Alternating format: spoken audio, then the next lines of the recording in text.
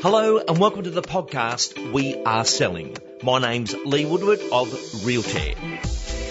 Realtor is the one platform of choice of real estate professionals, allowing you to pitch, sign and sell real estate. Joining us again on the program We Are Selling is Steve from Love Realty. Steve, welcome back. Thank you, Lee. It's great to be back. Today, perfect wording for you, we're going to talk about love the buyer. What a great conversation. The purchasing community is our asset to a sale. They are the customer.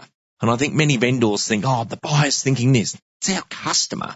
And I think this change of marketplace is bringing back a lot of love for the buyer. But let's start with your first point here.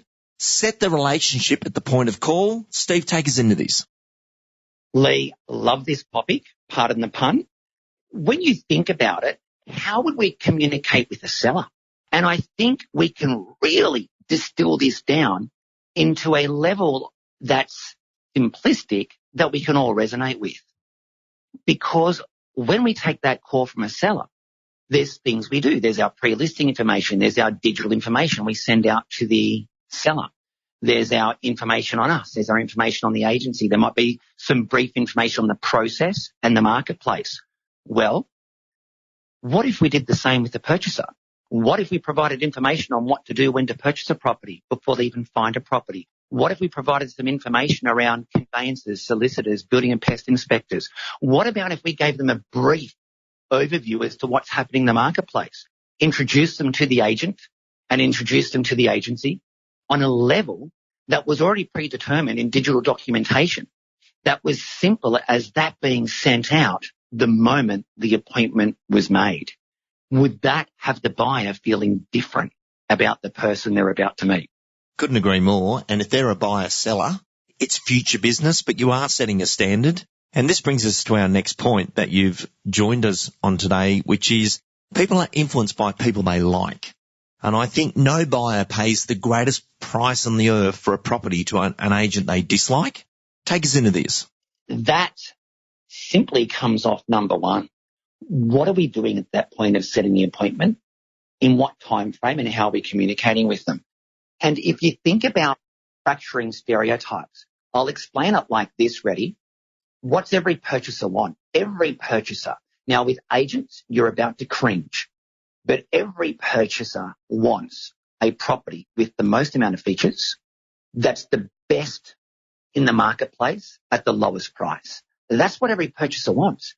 So what we need to do, we need to be providing the information and providing the resources that has that purchaser feeling that way. Because as soon as we can position ourselves as someone that's now showing the property, not trying to sell the property the way that we have been or haven't been, the sooner the client is going to feel that you're there to assist them. And if you want someone to be open, you've got to stop turning up as the person looking that you want to close a deal. Steve, what is the ideal buyer in your eyes and who to work with versus who not to work with? Let's stop and look at it like this. So number one, it needs to be someone who can afford to purchase a property.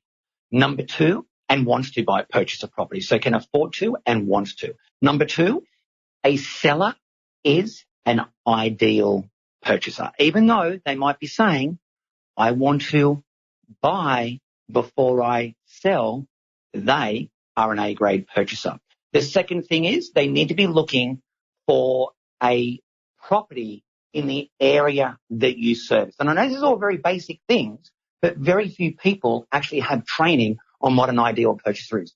And that needs to be a property that's a common property in the area you service. And last but not least, they must be willing to give concessions. What's a concession? Well, suburb. What's a concession? Bedrooms, features, land size, garaging. These are concessions. And the agents who get brilliant at working with buyers, working on concessions, working on building rapport, working on building the relationship, will be the people that when it comes down to the trigger, will be the agents who are able to influence the purchasers and influence them on concessions. The person who can get the most amount of concessions will be the person who will make the most amount of sales.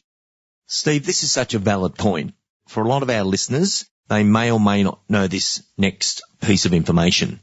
The realestate.com.au Ignite app holds all your inquiries against the properties pertaining to that property. However, if you look at those inquiries closely, there is a score out of 10. REA run an algorithm over that data to find out where they score. So, for example, if someone's a 10 out of 10, they have mapped perfectly to what a 10 out of a 10 is, and that means they could be looking just in the one suburb all the time versus they're looking at one suburb and then 50 kilometres away they're looking at another suburb, they would rank low. If they save the property, Steve, so if they hit save so they want to be notified that anything goes on that property, that bumps their score up again. And for a lot of the agents out there, I say, check your app now, and they look and they go, oh yeah, look, that says 7 out of 10, that says 4 out of 10, that says 10 out of 10. Mm-hmm. But when you go into an owner and explain based upon algorithms, this person has been mapped and they score a 10 out of 10, meaning out of all the properties they've been looking at, and that's another thing that bumps their score. Had they been looking at the same style of properties? So Love Realty might have a 4-bedroom brick and tile home in one suburb, but 3 other agents had it, and they're looking at the same for same. That bumps up their score as well, but fits in perfectly, Steve, with what you're saying about what is the ideal buyer. Concessions is a great one. I love how you said, someone's a seller. No, but they haven't sold yet. That's not hard. But they're in moving mode. They're actually going to make this happen versus, we're in early stages of research. I speak to so many principals and other agents where they say there's just no opportunities at the moment. We're meeting all these people and they all have to sell before they buy. And so we're stuck. I say to them, well, that's the perfect problem, because if we can get these people listed, which is really just words and strategy, and we could work on that on another topic on another day. But I look at it this way, that's 2 listings. That's 2 sales. You just need to know what to say and you just need to know what to do, and all those listings, quite easy to list. Love the buyer.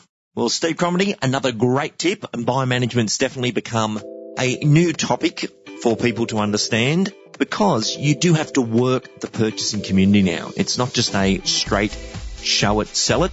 The buyer's seen that transition in the marketplace, and they're quite powerful out there in the marketplace right now. But Steve, thanks for joining us. We look forward to you joining us in the future. Thank you, Lee.